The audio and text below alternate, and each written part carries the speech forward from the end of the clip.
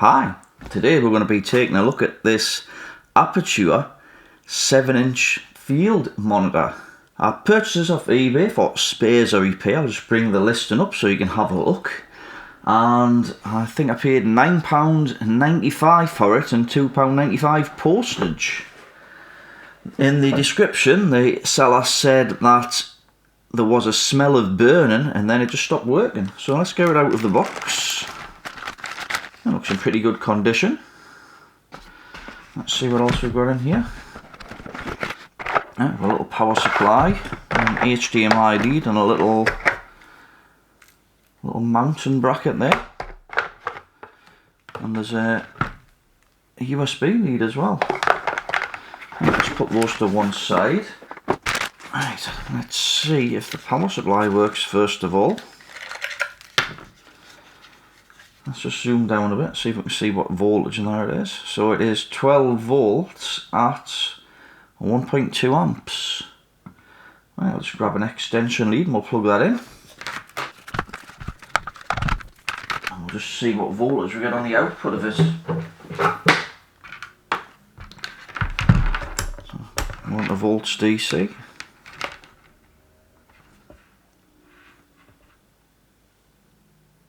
And we get 12 volts out of it.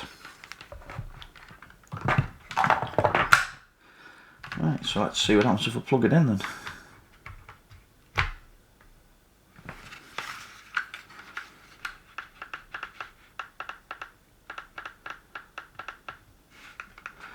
Right, nothing at all.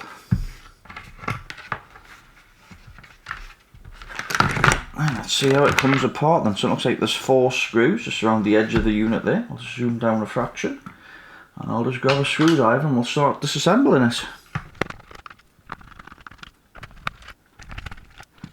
Let's see if the back comes off.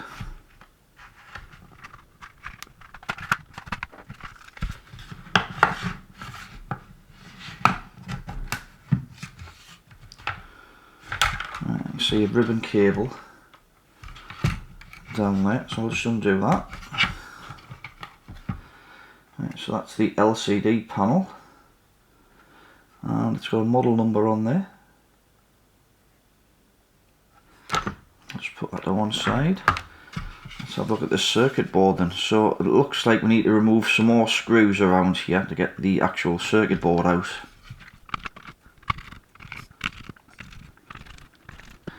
Right then, looks like all the screws removed. Let's see if the circuit board will come out now. Right, some more wires on the back of it. Let's just have a look. Right, that's to the AV connector. Let's see if I can remove that. And that must be for a battery. And we've got a small speaker connector there, so we'll remove that as well. Right, let's have a look, see if we can see anything then. I'll just zoom down a bit.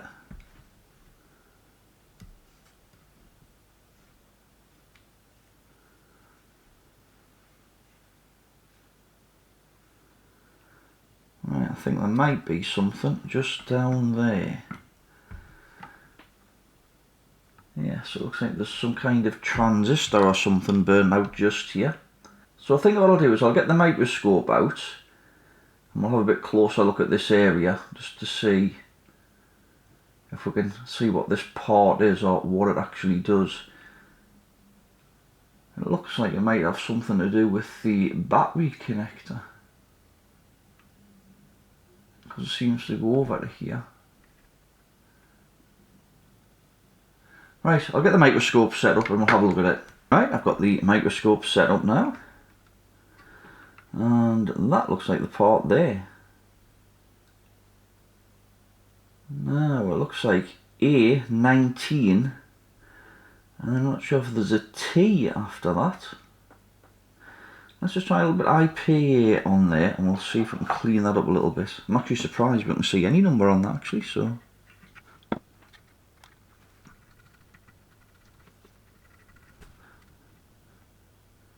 I'm not sure if that's actually made it worse. Right, let's check that diode out. I wonder if somebody's plugged the wrong power supply into this or something. Right, let's go on to diode check.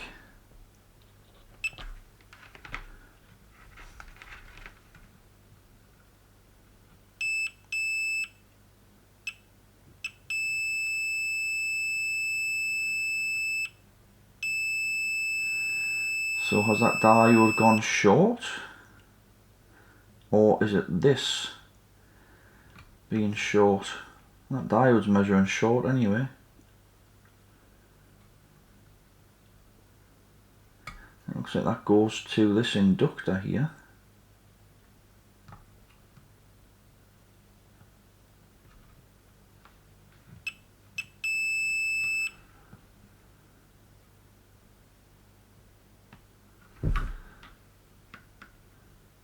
Right, I think what I'll do, I'll remove this component and then we'll check for shorts, see if there's any more shorts on it. But at least we'll maybe see what this component was, because we managed to see the number on it originally. So right, I'll put some flux on here. I think I'll switch the iron on.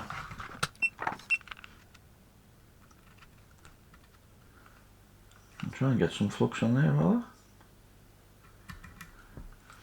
I'm just going to add some fresh solder as well first.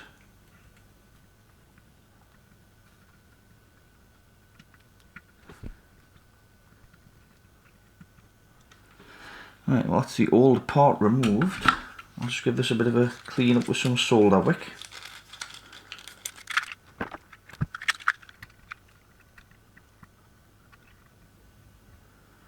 Looks like that leg is welded to that track, so we might have to do a little bit of a repair on this one.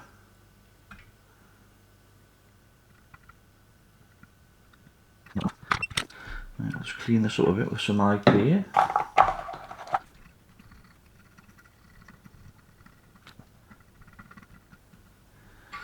So I'm wondering if this is to switch over from the power jack to the battery, and that might be a little MOSFET, because it does seem to come over to this battery connector, but like I say, I'm not 100%.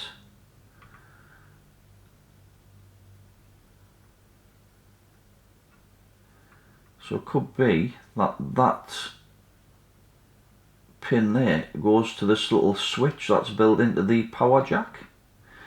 Let's just see if we've got a short on that diode still.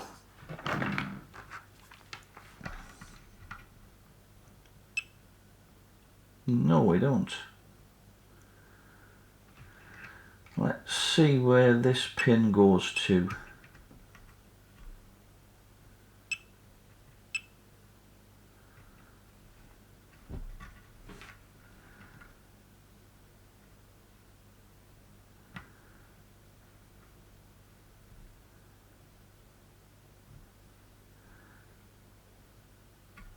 I'm just going to check across this capacitor here.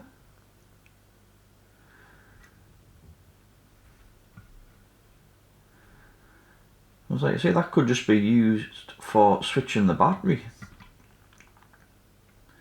So I think we should just power it up and see if that's made any difference. It might just work fine without it, because I haven't got a battery for it in any case, and I probably won't be using one. So right, I think I'll just power it up again. We'll see what it does now. Right, let's just plug the power in. And let's try the power button, which is this one here.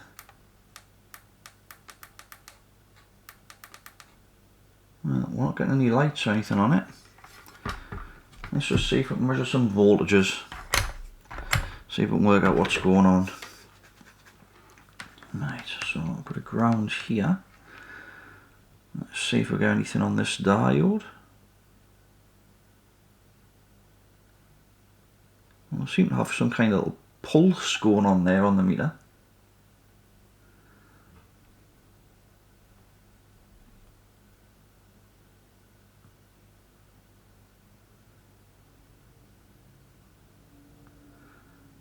Right, I'm just going to unplug that a second.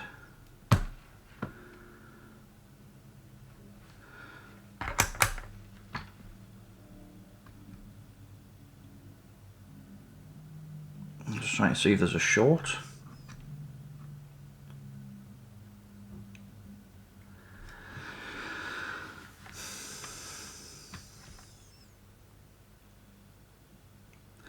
I think I'll try the thermal camera on it. Let's just see what's going on. I'll just get the thermal camera.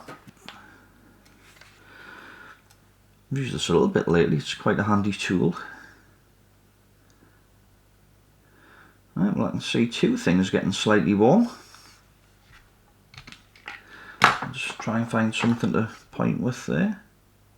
So there's something there, which looks like that capacitor. And there's something here as well, which looks like that diode. Right, I'll just switch this off. I'll just turn this camera off.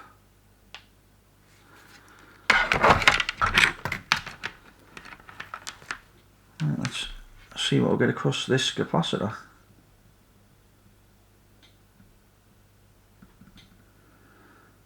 Well, it looks quite low resistance, that. Let's try this diode. Let's go into diode check.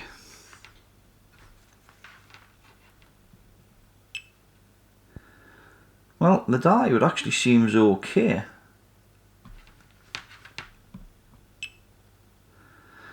But if that capacitor's shorted, it could be that it's causing the diode to heat up. So I think we might take that capacitor out. Right, I'll shoot the microscope back up. So that's the capacitor there, and it does look slightly discoloured at this edge. So I'm going to put some flux on it, and then I'm going to use some low melt solder to hopefully remove it. I may have to take that capacitor out because it's a bit tight to get in here with the iron. But we'll see how we get on first. So I'm going to put a bit of flux on first. And then I'm going to use some low melt solder.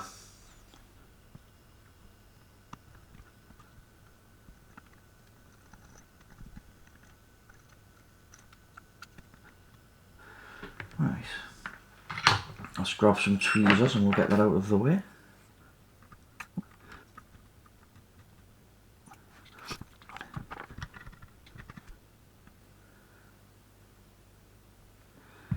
Right, so that's it there. So let's see what that measures with the meter.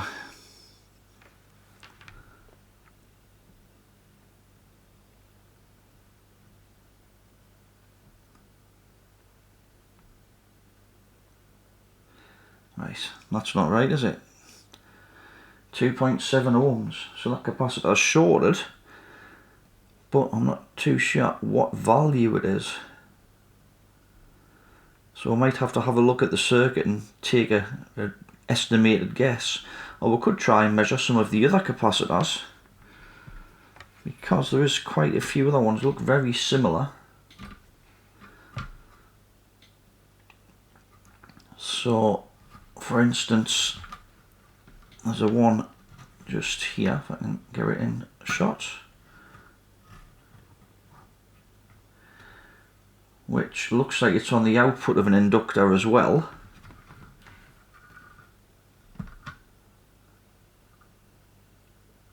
So that's what that one is. So let's see if we can measure this one.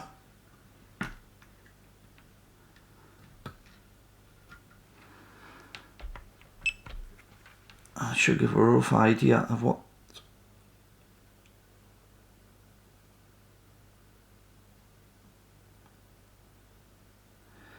Now we could be measuring some other ones in circuit there.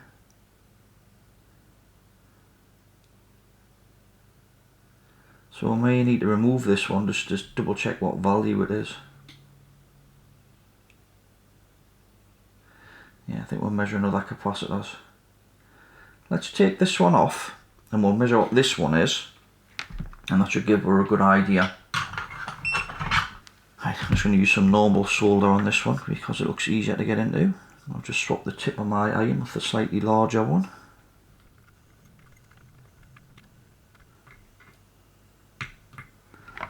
Right, roll that one off.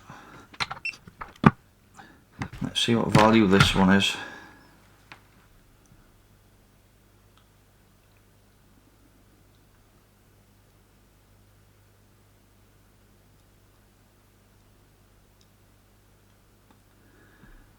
It looks about, I guess that's probably going to be 22 microfarads.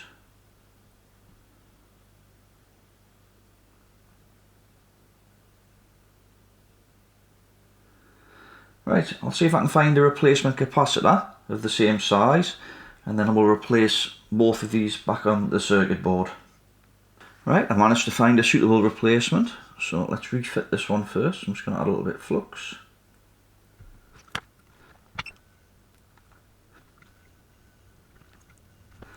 Just going to add a touch more solder onto this one. Right, I think that'll do for that. I'll just give it a bit of a clean up.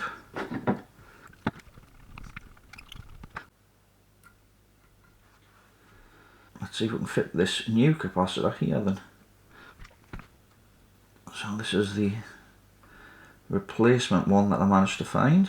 I just pulled it off an old board. And see, I've got quite a few old boards that I use for spares, and I see they come in handy. Nice, just put a bit of flux on that as well.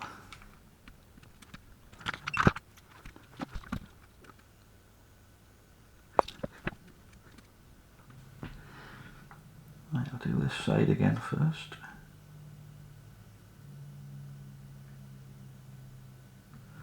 Right, I'm just going to angle the board round a bit so it's easier for us to get into.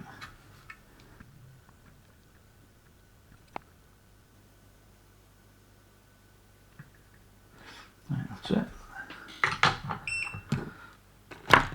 Right, let's power it up now and see what it does then. Right, so let's plug the power in. Oh, we've got a power light on it. Well, that looks more promising, doesn't it? It wants to switch off though. Well, I haven't got any menu on, so I don't know what. Oh yeah, I just want to switch off as well. So, what I think's happened, I wonder if he's used a battery on this as well. And I think what's happened is, I'll just zoom down a bit. Obviously, I think that capacitor's gone short, and when he's had a battery plugged into it, this little switch, and I guess it must be a MOSFET or something. I'll have to have a look, see what the number is. I guess there's too much current gone through that and it's fried it because of the short here, but it'll still work fine on the power adapter. So I think what I might do, I'm not really bothered about the battery side of things, but what I might do is just plug the screen in. We'll see if we get a picture on, and I don't know if I'll bother replacing that, because I'm fairly sure that's for the battery input, which I'll not be using in any case. So I'll plug the screen in, we'll just see if we get a picture on the screen, and then we'll give it a bit test after that, after I reassemble it. So I'll just zoom back out a bit. I'll just grab the screen. This looks a bit awkward to fit. Right, where's the power? And hopefully it's not going to short out on anything. Right, well, we've got the red light on.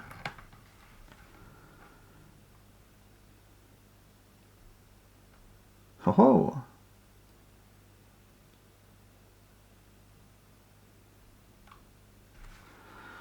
Right, I'm just gonna, yeah, no signal. Right, I'll reassemble it and then we'll give it a signal and see if it works. I'll just have to disconnect this screen again.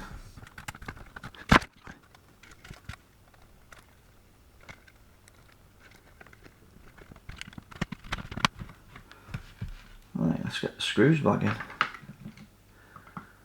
Zoom out a fraction.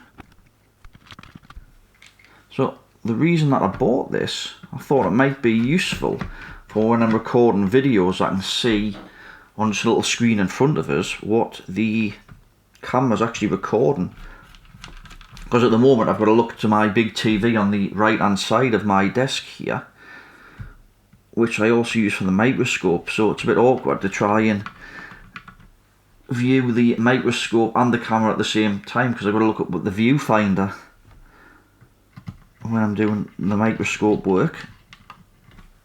to see what's recording on the camera at the same time. Because that's how I record the meter shot. So when you're seeing what's on the test meter, that's the overhead camera overlaid on top of the microscope camera. So, right, where did this other screw go? Oh, yeah, I think yes. Right, I need to put this screen back on.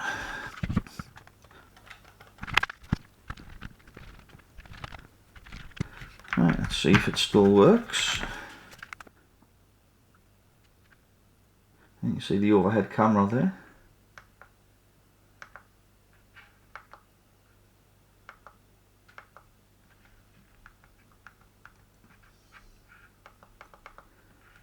So it might come in handy for testing things like old consoles as well.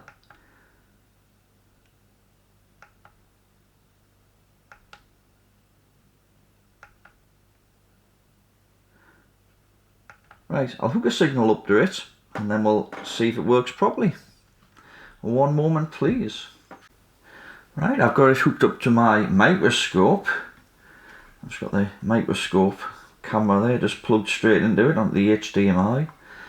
And this is an old printer board that I actually took the capacitor off, which were replaced in here. And that's where I took the capacitor off that I've used to fix this, just here, next to this little inductor. So yeah, so I think we'll call this one a fix then. Right then, if you enjoyed this video, please give it the thumbs up. If you want to see more like it, please subscribe. Any comments or questions, please leave it in the comment section below. And as always, have a great day. Thanks for watching.